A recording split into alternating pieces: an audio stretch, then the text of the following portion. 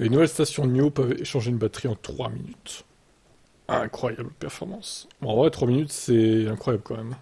Donc, Automobile Propre, ils avaient pu faire un swap en moins de 5 minutes, 4 minutes 23 pour être précis, pour 100 kWh de regagner. Un chiffre déjà impressionnant, mais il s'agissait d'une station de génération 2.0. Et voilà que NIO lance sa troisième version, qui devrait voir le délai réduire à moins de 3 minutes, avec 408 échanges possibles par jour. Le constructeur chinois prévoit d'en installer 1000 à travers l'Empire du Milieu d'ici la fin de cette année.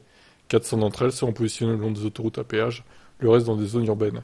Elles viendront s'ajouter à un réseau comptant déjà 1300 stations.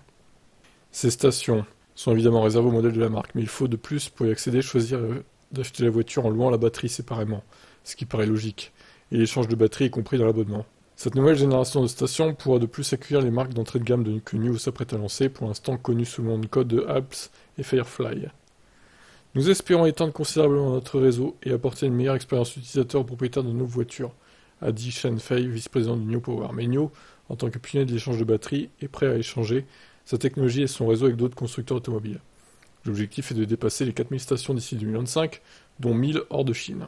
Pour rappel, NIO ne met pas tous ses œufs dans le même panier et dispose aussi de son propre réseau de recharge classique, comptant plus de 2000 stations, avec des bornes capables jusqu'à 500 kW en pointe. Alors, franchement, je pense que Renault, ils ont loupé le coche là. Parce qu'ils avaient créé un espèce de réseau Better Place, c'était, je crois. Ils avaient commencé à créer ça, mais ils ont abandonné l'idée.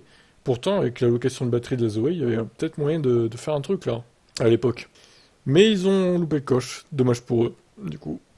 Bon, après, attention, hein, parce qu'il faut accepter le fait de payer une location de batterie chaque mois, qui n'est pas donnée en plus. Alors, même si ça réduit le prix de la voiture de base, ça s'adresse quand même à une catégorie de personnes qui roulent beaucoup, je pense, qui est souvent sur autoroute, etc. Qui n'a pas forcément envie de s'emmerder à recharger. Pour moi, c'est quand même un truc de niche, mais bon. Après, ça peut avoir son utilité selon les besoins de chacun. Qu'est-ce que vous en pensez, vous?